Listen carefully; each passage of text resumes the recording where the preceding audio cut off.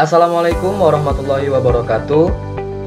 Apa kabar anak-anak bapak semua? Semoga dalam keadaan sehat walafiat sehingga mampu mengikuti mata pelajaran prakarya kali ini dengan pembelajaran kita, yaitu kerajinan serat pada pertemuan pertama. Pengertian serat. Serat adalah suatu jenis bahan berupa potongan-potongan komponen yang membentuk jaringan memanjang yang utuh. Lalu jenis dan karakteristik bahan serat. Jenis-jenis serat terbagi menjadi dalam 3 kelompok.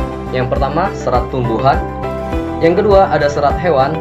Yang ketiga, ada serat mineral. Serat tumbuhan terdiri dari A. Serat biji, B. Serat batang, C. Serat daun, dan D. Serat buah. A. Serat biji. Tumbuhan memiliki biji yang beraneka ragam. Beberapa biji telah memenuhi persyaratan untuk diolah sebagai bahan serat. Contohnya, biji dari pohon kapas dan kapuk. Biji kapas sendiri pada saat ini memang sangat populer untuk mengolah bahan kerajinan seperti pembuatan baju, pembuatan celana, dan berbagai macam produk lainnya. Kemudian terdapat serat dari biji kapuk.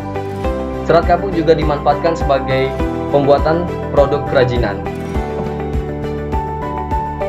Kemudian B. Serat batang. Struktur batang yang dihasilkan tumbuhan tentunya tidak sama dengan yang lainnya.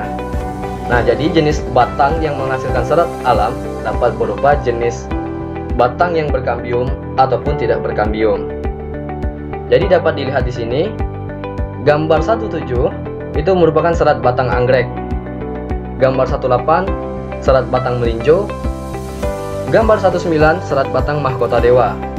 Dan gambar 110 merupakan serat dari batang pohon beringin. Selanjutnya, serat daun. Tumbuhan yang dapat diolah sebagai bahan serat dari daunnya tidaklah banyak. Namun banyak orang lain yang memanfaatkan serat dari daun sebagai bahan baku produk kerajinan. Di antaranya, daun yang dapat dimanfaatkan sebagai serat dalam pembuatan produk kerajinan adalah: yang pertama, ada gambar serat daun mendong, dapat dilihat pada gambar 1.11. Kemudian ada serat daun nanas, gambar 1.12. Lalu pada gambar 1.13, serat daun pandan berduri. Nah, pada umumnya kebanyakan produk kerajinan dibuat dengan menggunakan serat dari daun pandan berduri. D. Serat buah. Buah yang dapat diolah menjadi bahan serat alam tidaklah banyak. Buah yang sudah dimanfaatkan sebagai bahan serat adalah kelapa. Nah, pada bagian kelapa yang dimanfaatkan sebagai serat adalah sabutnya, yaitu bagian yang melapisi dari tempurung kelapa. Dapat anak-anak lihat pada gambar 1.14. Oke, selanjutnya serat hewan. Serat hewan terdiri dari A. Serat stapel dan B. Serat filamen. Oke, serat dari stapel. Stapel merupakan serat yang berbentuk rambut hewan yang disebut dengan wool. Oke, pada pembuatan serat dari bahan hewan, biasanya para pengrajin membuat serat tersebut menggunakan serat dari bulu domba dan kemudian serat dari bulu alpaka. Kenapa? Karena serat tersebut yang dihasilkan dari bulu domba dapat dimanfaatkan sebagai produk-produk kerajinan. Salah satunya seperti jaket dan shawl. Lalu B. Serat dari filamen. Filamen sendiri merupakan serat yang berbentuk jaringan. Contohnya adalah serat yang berasal dari larva ulat sutra yang digunakan untuk membentuk kepompong. Nah, jadi ulat sutra itu akan melakukan metamorfosis. Otomatis dia membuat dirinya menjadi kepompong. Oleh pengrajin, Kepompong ulat sutra ini dimanfaatkan sebagai bahan untuk membuat pakaian.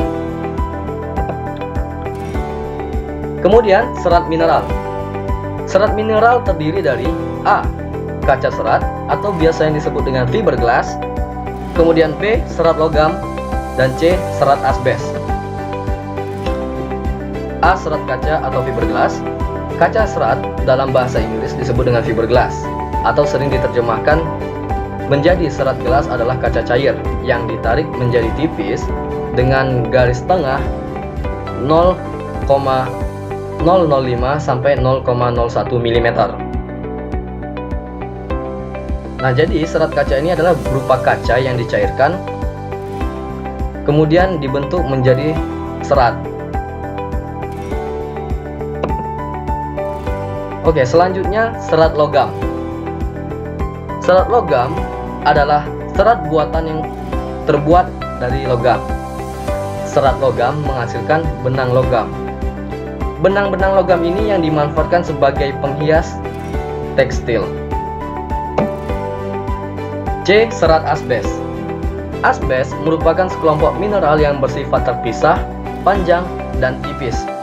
Serat asbes mempunyai potensi kuat untuk dapat terlepas di udara, bersifat tahan panas, sehingga banyak digunakan untuk keperluan industri. Oke, selanjutnya soal latihan.